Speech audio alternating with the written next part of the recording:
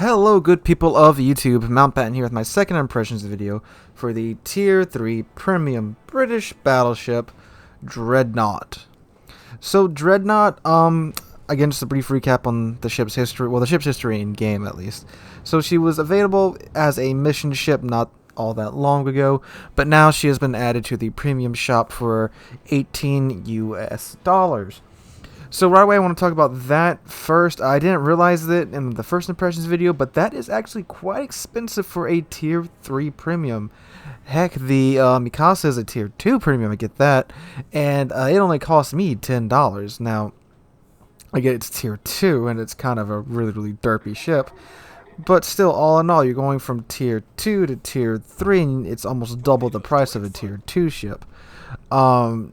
Yeah, so $18 is a little pricey for Tier 3.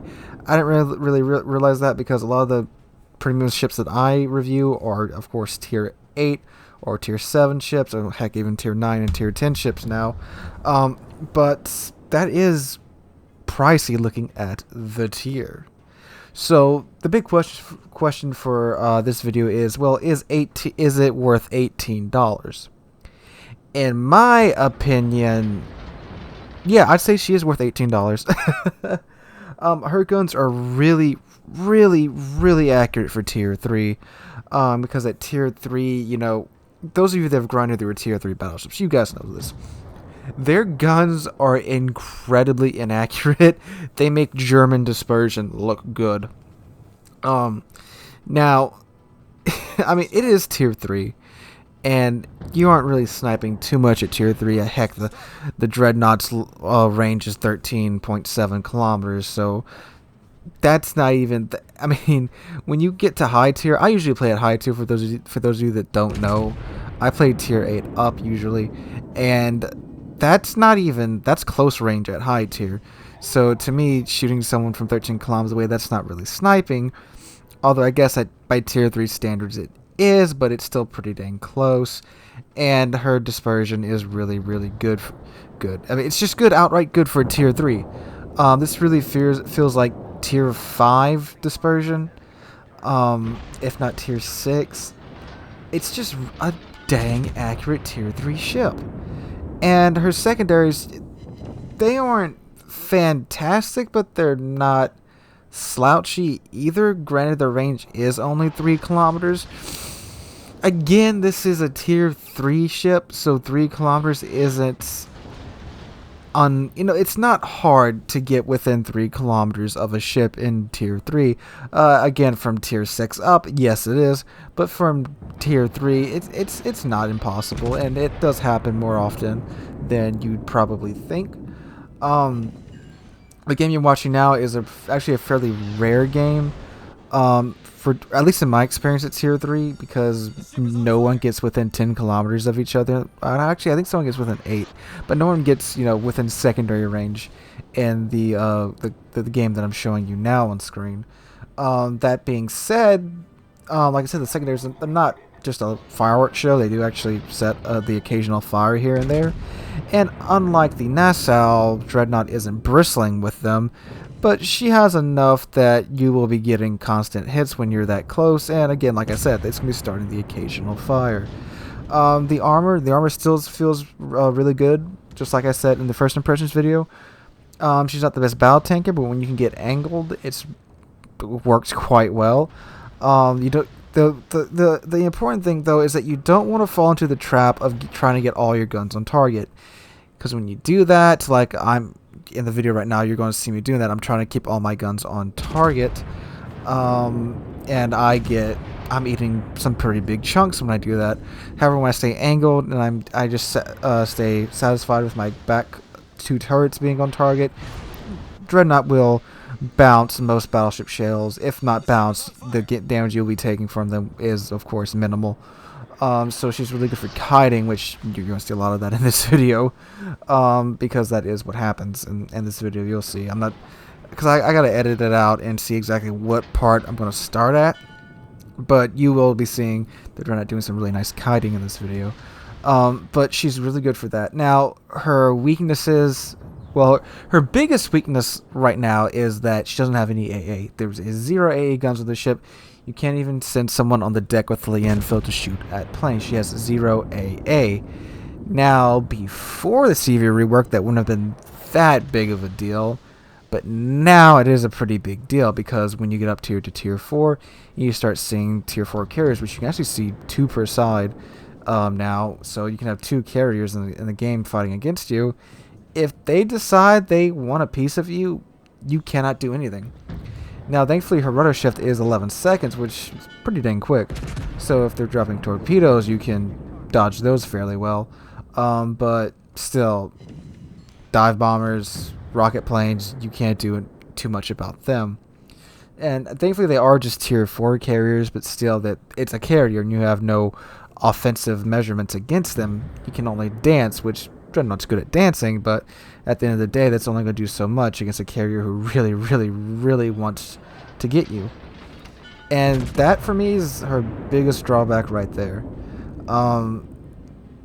And is it really that big of a drawback? I mean, I've been playing her a lot for the past couple of days, and I'll be honest with you guys, most carrier games that I get in, I'm not sure if they just don't know that Dreadnought doesn't have any AA because they are, new carrier players being this slow, or what, because I get left alone most of the time. So, I mean, you don't really need to test what no AA is going to do against planes. The planes are just going to, do whatever they want to you because you don't have any AA. But I have been left alone for the most part. I know in the 3 games that I played today to get some decent footage for you guys, they were all carrier games, and not a single one even thought to get after me. So again, I'm not sure if it's just a case of they don't know that I don't have any AA, or they just get preoccupied, or what. So I really don't know. Now, something that is rather interesting to me is that I also barely run across any other Dreadnoughts when I'm playing Dreadnought. And with the player pool being smaller at tier, 3, I'm honestly surprised there's not more Dreadnoughts running around. And I'm not sure if that's just people aren't that interested by the ship or what. I mean, because I guess at tier 3 premium, you're not really gonna be buying the ship because you want to grind credits on it. You're buying the Dreadnought because it's the Dreadnought. It has a significant place in naval history. But if you're just an average Joe looking to buy a premium ship, there's really no reason to buy this ship. If you're just the average player looking for a premium ship, I'm sure you'd much rather buy a tier 5 upward ship rather than buying a tier 3. And again, is this ship really, really worth $18? I say yes, because she's a fun ship to me. But again, if you're just looking to buy a premium for, get a premium that's good at grinding and stuff, then no. But I have no problem spending $18 on this ship because I think it's that fun to play.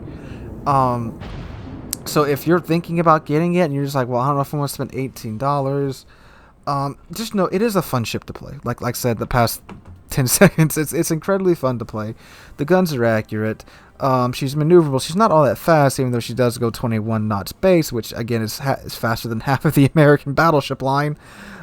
She's a fun ship to play. Now, is it a good premium purchase, buying a premium for $18? Probably not, because that is pricey for a tier 3.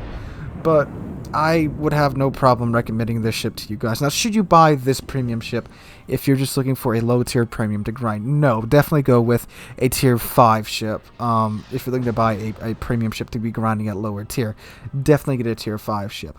But there's no reason for you to not buy the Dreadnought if you're looking at it, unless, of course, you're just short for cash and can't afford to buy, every single premium that comes up on the market, which is completely understandable. But she's a fun ship, and in my book, she's okay. She's perfectly fine. There's no big gimmick. There's no huge drawback. Besides, of course, the AA situation. But, I mean, at Tier 3, the good thing about being at Tier 3 is that most of these other ships go around 20-ish knots. So it's not too hard to stay close to an AA buddy to watch your back. Which, again, I haven't even been bothered by carriers. And most of the games I get in Dreadnought have a carrier in them. They really just seem to leave you alone. I don't know why. Maybe it's because they see Dreadnought and they see it's a British ship and like, oh well, it probably has really good AA, or they just don't check the stats of this other ship in the loading screen. I honestly don't know. I haven't been bothered by a carrier in Dreadnought yet. It's weird. I really thought I was going to be getting sunk a lot by carriers. I'm going to be raging about it, but I haven't. It's strange. I don't know what's up with that.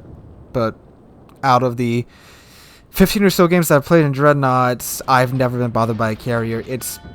I don't know. It's weird. It's just one of those weird things.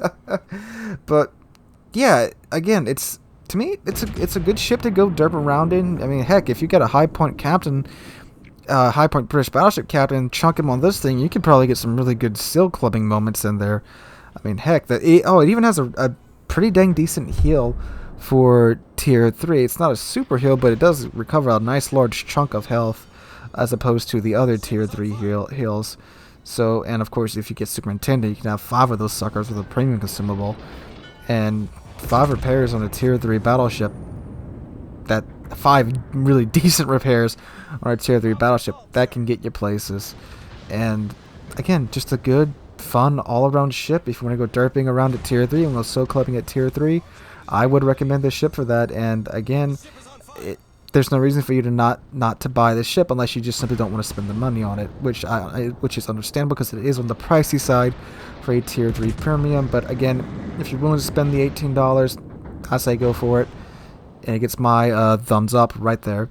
So guys, thanks for watching. Let me know what you think about the Dreadnought. Do you have it? Are you thinking about getting it? Do you even really want to spend that much money on a tier 3 premium? Let me know in the comments down below.